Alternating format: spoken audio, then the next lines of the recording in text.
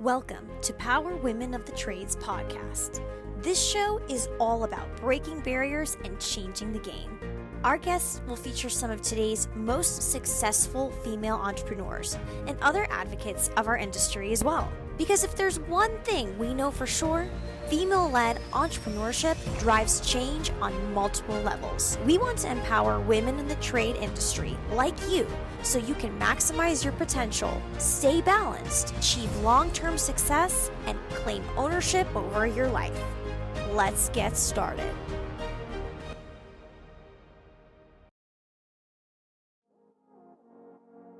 Hey everyone, it's Leslie and Cassie here with Power Women of the Trades podcast, and we're so excited about our next guest. We have Coralee Beatty, who has actually quite the resume of things. So Coralee, tell us a little bit about yourself and how you came to be in the trades and all the good stuff. My journey in construction actually started in the mid-90s. I was in university and I was fourth year university. I'm like, it's not really what I wanted to be doing. And I've loved construction my whole life. So that was the first time after, recognizing that university and doing what I was doing was not really what I wanted to be doing. That was the first time that I thought, what about pursuing construction for a career? And so I actually dropped out of my fourth year of university, quit a job that I had and everything in a matter of 4 days, and shifted into technical school and started taking what's called building technology. And so my first 10 years was as a building envelope consultant for a multinational engineering firm, and met my husband, and he was a plumber by trade. So we together started a company. And, he had the skills and I had like the corporate background experience and the construction experience. So like, what couldn't we do? We would make an amazing team and get this business thing real easy, right? Not the case. So that's kind of how I ended up into a trades business. And we had that for 15 years. And just over 5 years ago, we sold it. Oh, okay. So tell us what your life has been like since you sold initially, and then 5 years where we're at now. Okay. So like afterwards, like we were able to, our business was really messy in the early years. It was just really messy. And actually the early years were great. It was like kind of those middle, like 5 to 8 year mark where it was just really messy. And then we got it sorted and we're able to sell it. And even at the point that we sold it, we weren't yet free from the business. So we were able to, like, after we sold, we took a vacation.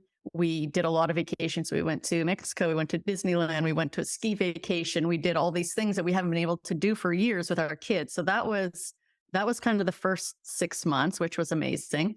And then after that, it was, okay, so what's next? It was a very short honeymoon phase. And it was kind of like, okay, what am I going to do next? Because I knew I could do anything. Like anybody that I spoke with in the industry was always like, oh, you can come work for us. You can come do this. Because I had a pretty good reputation for the quality of work that I did.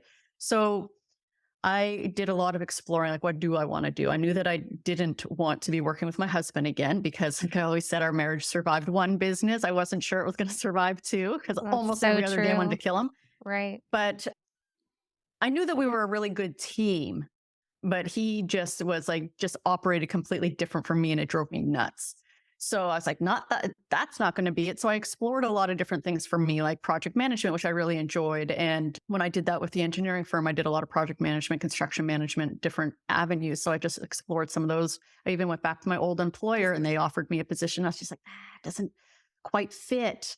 And so I had, like, it was probably after 6 months when I started kind of finding I was really struggling, because I knew I could do anything and I didn't know what it was. And then I started questioning, well, who am I? Like, now I don't have my business, and, I'm a mom and I'm a wife and I'm all these roles, but without my business to distract me from everything that I was doing on a day-to-day basis and homeschooling my kids and all those things, it was all of a sudden I was in this space of who am I and what am I going to do?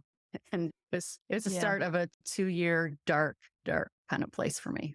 So currently now you are a business coach for women owners and leaders in all avenues of construction and trades, right? And so we can touch on that. But I think one thing that I'm like really intrigued about for this conversation is that you sold your business and you were out of the business. You had the business for 15 years.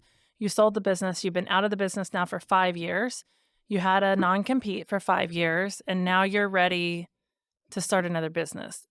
And I think this is especially important with this conversation for the people that are really struggling with, I already sold and what am I doing? Or I'm being pressured to sell and what am I going to do? Because I feel like I think you have an interesting perspective that maybe we don't always get to see the inside of, because, the conversation, The downside, the because emotional downside. I've heard the stories. I've heard people getting millions of dollars, but then the fulfillment, the money is a 6-month honeymoon, right?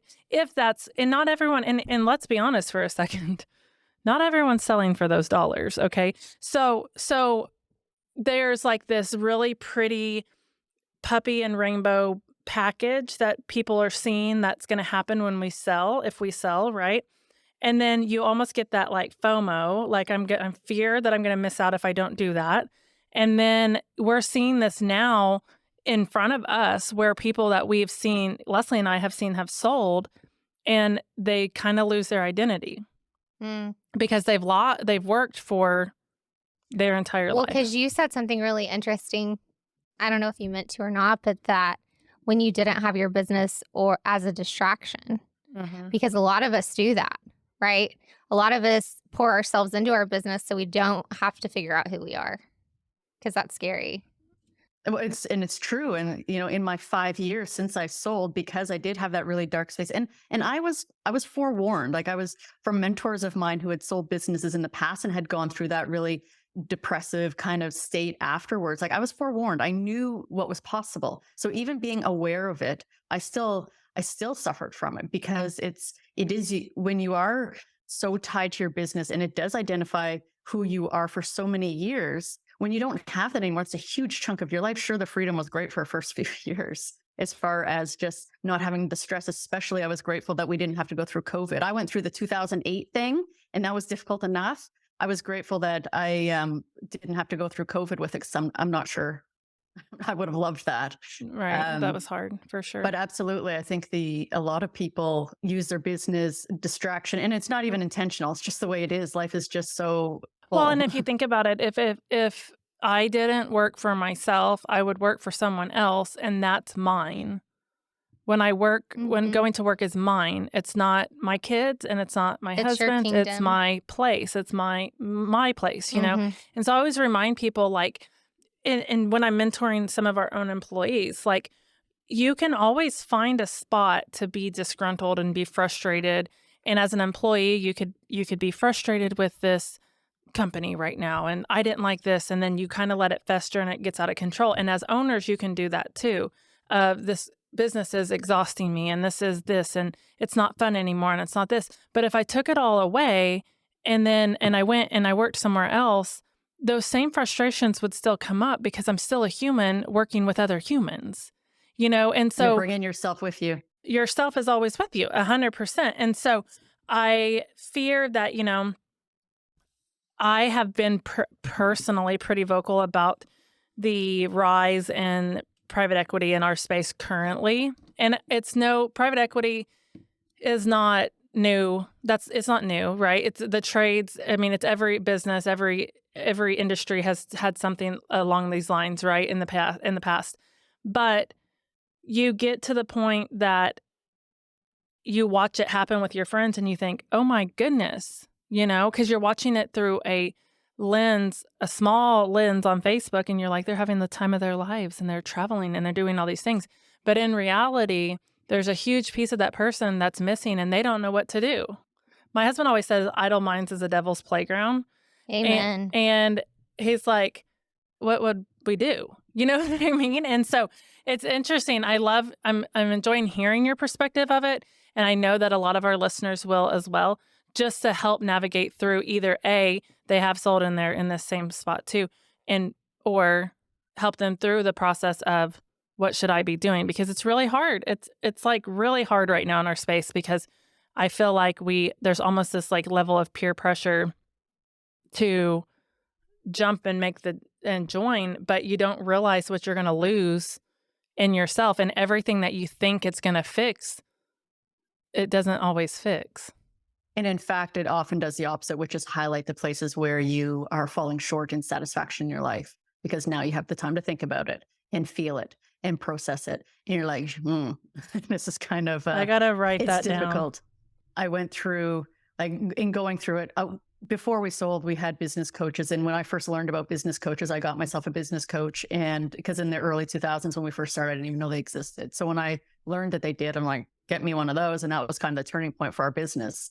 And even when we sold, I no longer had a business coach. I shifted to having a life coach. And that was the difference maker for me, because I, sitting in this space for so long, and I didn't get a life coach right away. What I recognized after being in this space of not being able to figure out what it is, like there was just so many things going through my mind all the time, and the heaviness and feeling like I was in a rut and I couldn't get out. And no matter how happy I tried to feel, it was really challenging, because for me, I am driven by goals.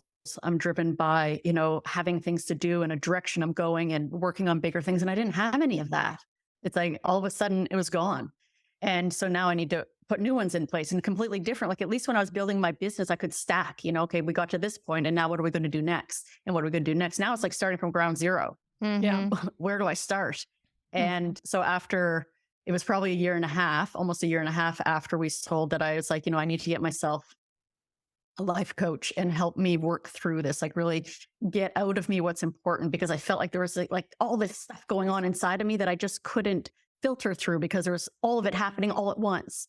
And so I'm an early morning riser. And I just remember one morning, even before I got together with my life coach, because I'm one of those people that likes results quickly. So I'm like, okay, I want a weekend away with a life coach who's going to like explode my world and make it happen. So I found somebody I'm on the west coast of Canada, and the only person that I could find that did this type of thing was in Spain.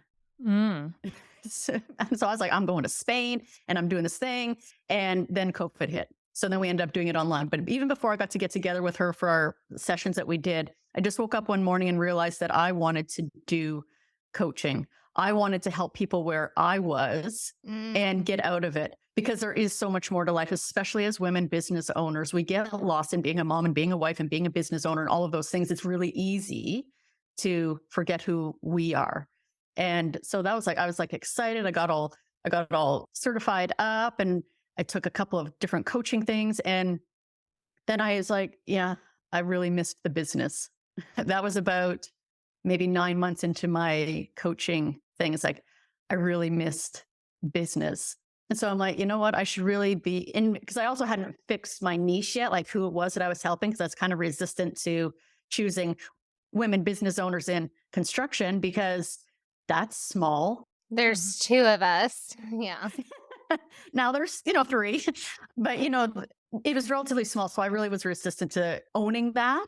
But when it came down to it, that's who I was. Like, that's who I was. And I was like, I need to help those people, because my business life from years probably 3 or 4 to 8 or 9 sucked. Like, that was difficult and stressful. And I had 4 young kids at the time, and I was a crappy mom. And I wasn't the person I wanted to be. And so I knew that going through the process of helping other people as well as helping myself, I would be able to make a difference. And that was sort of the beginning of my own journey into figuring out, who am I? Because I didn't know, like, what do sure, in your 20s, you do a bunch of things. In my early 30s, I got married, and then I sold my business, and my business took up my life, and I'm a mom. And now I'm like, okay, now it's my time and my turn. So yeah, it's the last 5 years have been pretty incredible. It sounds like a big journey for you. So at what point, you were doing, you kind of fulfilled that need for a little bit with the coaching. And then at what point did you realize, I'm going to open another business? Oh, like the business that I want to start next? Yes. That business thing that I'm missing? Yeah. So what we recognize, because my husband started his own consulting firm. So he's always been ahead of the curve on everything mechanical. He really enjoys the innovation of the industry. And so he's always been kind of a guru in our area and people always come to him, solve problems. So he wanted to do consulting and design work for residential mechanical systems. And what we recognized is that we were doing the design and we can do consultation, but there was nobody for us to recommend to install these systems because, one, they're either way too busy, or two, people just don't know what they're doing. Like, they really don't understand the systems that they're installing. And it was difficult for us to, do up these designs and give them to contractors or homeowners, whoever had us doing them, and then say, okay, we don't have anybody to refer you to install these. So that was kind of the first idea, that was just like, okay, there's a real need here. Not just that, it's the fact that we don't have the bodies to, even if they don't know what they're doing, we just don't have the bodies to service the demand that's coming up, because we're kind of in North America, and where we live, we're quite a bit ahead of the whole innovation thing. And we're going electrification as of 2030 fully. As of right now, nobody in Vancouver, you can't install residentially any gas-fired equipment. It's all electric. And so now you need to be certified by the city. And so there's all these rules and things that are being put into place that really limits the number of people who can install. So we saw the gap before, and then we recognized that there's not the people, there's not the capacity, and I really miss being in business. So I was like, maybe what we do is that's what we're looking at doing, is just opening a business to do heat pumps. Like, really specialize in heat pumps and do heat pump. And are y'all going to do this together? Yes. There we have it. But my husband will not be the tech. I told him I will find a tech before, and that's why I haven't done it yet, because I got my business plan together and I'm in the midst of looking for the right person to be the lead tech. It's not going to be my husband. And he will be the trainer, and he will be the technical support, because he's very good at that. He loves to teach and all that stuff.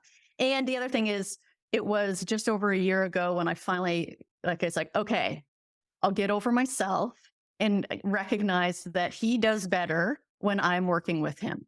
And so I said, I will work with you. However, I got some rules that I got to put in place. And so we did that. And so I did sort of take over the CEO position of his company just over a year ago to help him kind of get it rolling, because he was just kind of plodding along with it and not really doing much with it. I'm like, okay, let's do this. So